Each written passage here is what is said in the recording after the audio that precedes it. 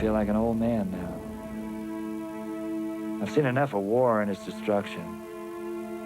I'm scared by it, but not scared enough to quit.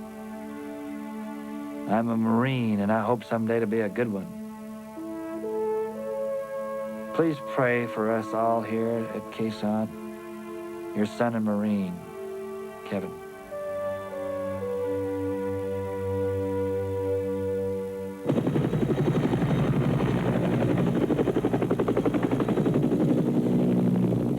It's Tet, the Oriental New Year, and it's a new war. The Viet Cong simultaneously attacked just about every major city and town in South Vietnam. In one day, they increased the scope of the war dramatically. Howard Tuckner was there. The war came to Saigon early in the morning of January 31st. The first target was the symbol of the American presence in Vietnam, the United States Embassy. About 20 Viet Cong had invaded the embassy compound and were now battling American Marines and military police. The Viet Cong had penetrated to the center of what was supposed to be the most secure city in Vietnam.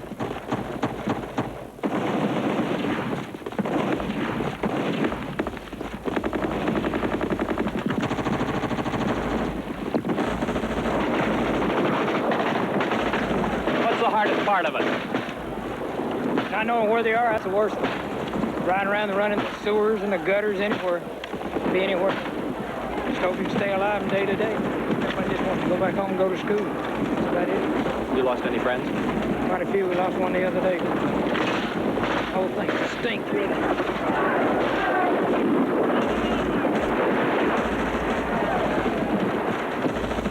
Awful sick of it. I'll be so glad to go home. I don't know.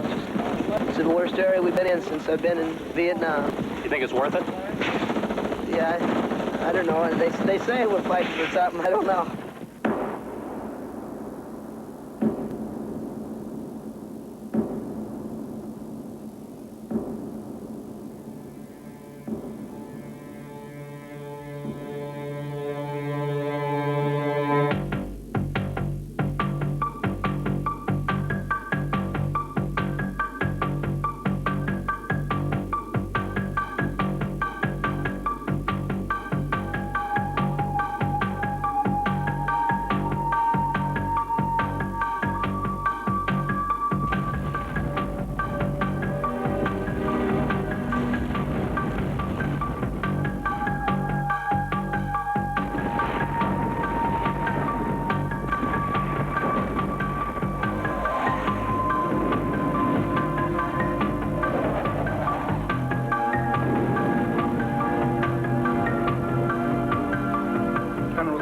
Speculation up here in the hill that ultimately we may have to use nuclear weapons. What can you say on that subject?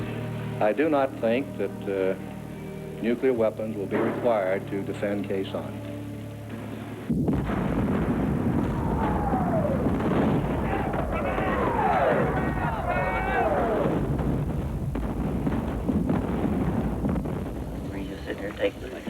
Yeah, that's what gets me. That's not the way we're supposed to do it. We're supposed to be hard chargers, man. We're supposed to go out and get them. I think if they pull a good search and destroy up here, we could clear them out. Well, I don't know. You get out there 50 feet and you're lost already in the jungle. I mean, it looks pretty clear from here. It's just a constant siege here, and you don't know exactly when the incoming's coming, and you don't know how much it's going to be from day to day. And how would you compare it to other places that you've served in Vietnam? Well, this is the worst I've been at. You just most of the time you can't get anything done because there's too much incoming. You can't get out much at all.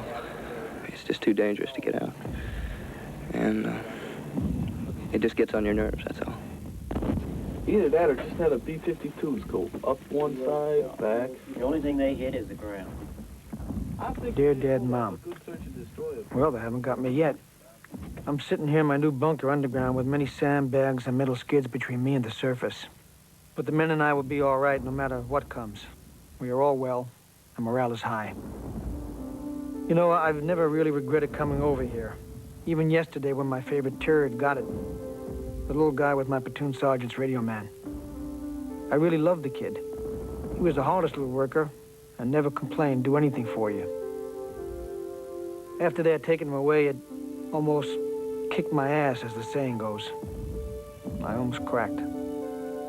But there were 75 others to worry about, and I snapped myself out of my cheap civilian wool and got back to work. Well, you learn every day the mistakes you were making, and the biggest one is to get too attached to any one person. Not over here, at least. Things happen so quickly, and one minute he's fine, and the next, he's not. But old Don is pretty lucky, knock on wood.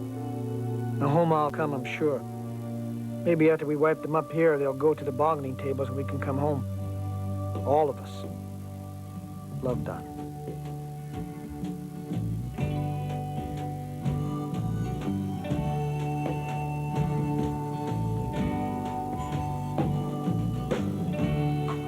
Once I was a soldier,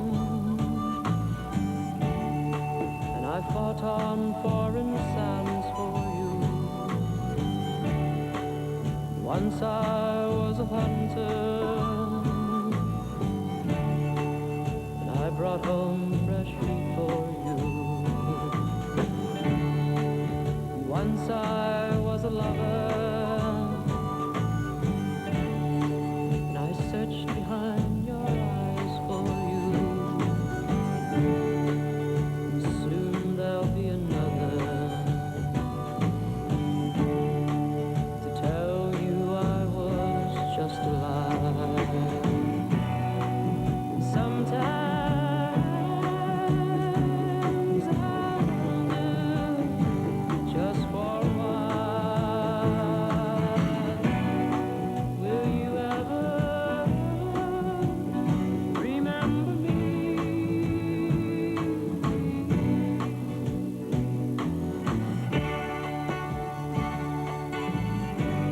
Dear Aunt Fanny, this morning one of my men turned to me and pointed a hand filled with cuts and scratches at a plant with soft red flowers and said, "That's the first plant I've seen today that didn't have thorns on it."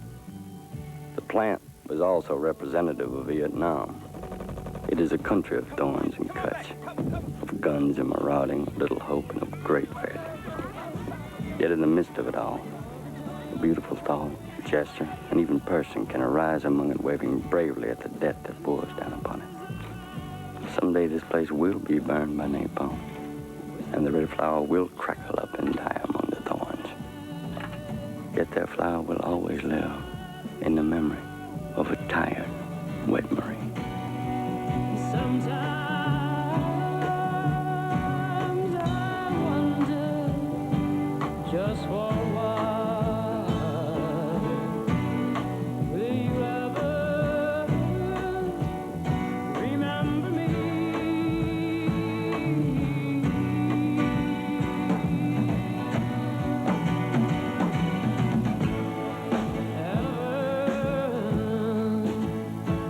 Remember me?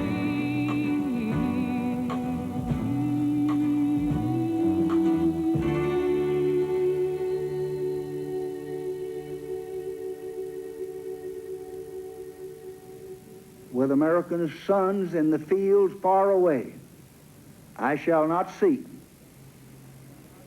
and I will not accept the nomination of my party for another term as your president.